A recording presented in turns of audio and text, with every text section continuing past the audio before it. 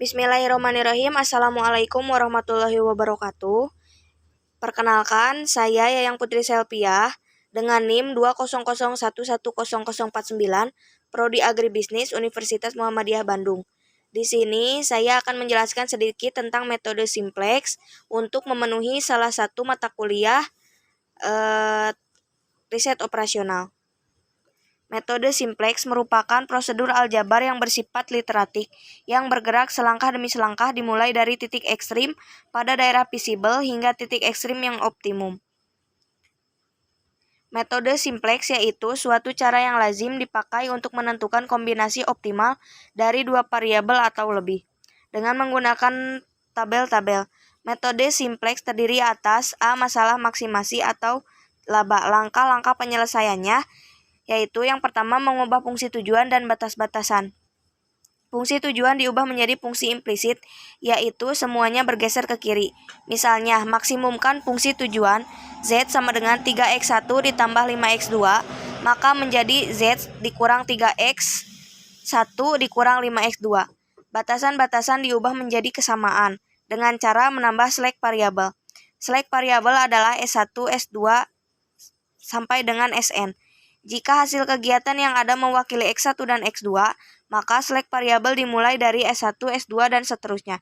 Misalnya, batasan-batasan yang pertama ada 2X1 kurang dari atau sama dengan 8, maka hasilnya 2X1 ditambah S1 sama dengan 8.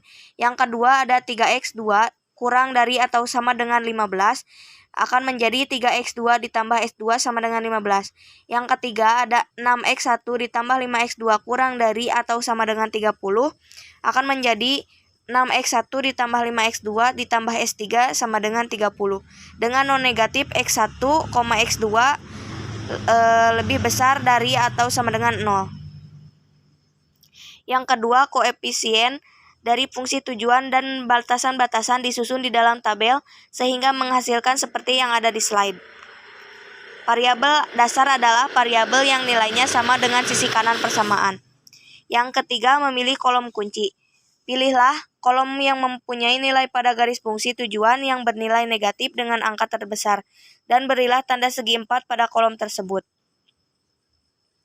Dapat dilihat di slide angka terbesar yang bernilai negatif yaitu min 5, sehingga kolom kuncinya berada di kolom X2. Yang keempat, memilih baris kunci. Terlebih dulu dicari indeks tiap-tiap baris dengan rumus indeks nilai kolom atau nilai kanan dibagi nilai kolom kunci. Dengan 0 dibagi min 5 sama dengan 0, 8 bagi 0 sama dengan tak terhingga, 15 bagi 3 sama dengan 5, 30 bagi 5 sama dengan 6. Pilihlah baris yang mempunyai indeks positif dengan angka terkecil.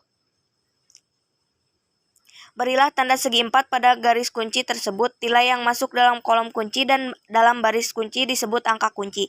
Dapat dilihat pada slide yang saya tampilkan. Yang kelima, mengubah nilai-nilai baris kunci dengan cara gantilah variabel dasar pada baris tersebut dengan variabel yang terdapat di bagian atas kolom kunci. Contohnya dapat dilihat di slide yang saya tampilkan, sehingga dari tabel tersebut diperoleh nilai baru baris kunci yaitu 0 bagi 0, 3 bagi 3, 0 bagi 3, 1 bagi 3, 0 bagi 3, 15 bagi 3. Dengan hasil 0, 1, 0, 1 bagi 3, 0, dan 5.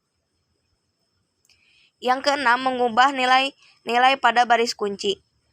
Dengan rumus baris baru sama dengan baris lama dikurang koefisien pada kolom kunci dikali nilai baru baris kunci.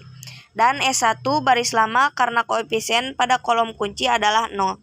Penggunaan rumus tersebut dapat dilihat dari slide yang saya tampilkan, kemudian tersusun dalam tabel yang ada di slide seperti ini. Yang ketujuh, langkah yang terakhir yaitu melanjutkan perbaikan. Ulangi langkah ketiga sampai dengan langkah keenam. Perubahan baru berhenti setelah pada baris pertama atau fungsi tujuan. Tidak ada yang bernilai negatif, berarti hasil dari tabel tersebut sudah merupakan hasil optimal. Yang kedua ada masalah minimasi atau biaya. Langkah penyelesaiannya yaitu yang pertama, untuk langkah 1 dan 2 sama dengan maksimasi. Yang kedua, langkah ketiga, pilihlah kolom yang mempunyai nilai pada garis fungsi tujuan yang bernilai negatif dengan angka terkecil. Yang selanjutnya untuk langkah keempat, 5, dan 6, yaitu maksimasi. Dan langkah berikutnya, langkah ketujuh, yaitu ulangi langkah ketiga sampai dengan keenam. Perubahan baru berhenti setelah pada baris pertama atau fungsi tujuan. Tidak ada yang bernilai positif. Mungkin segitu saja yang dapat saya sampaikan. Mohon maaf apabila ada kekurangan. Terima kasih yang sudah menonton. Wassalamualaikum warahmatullahi wabarakatuh.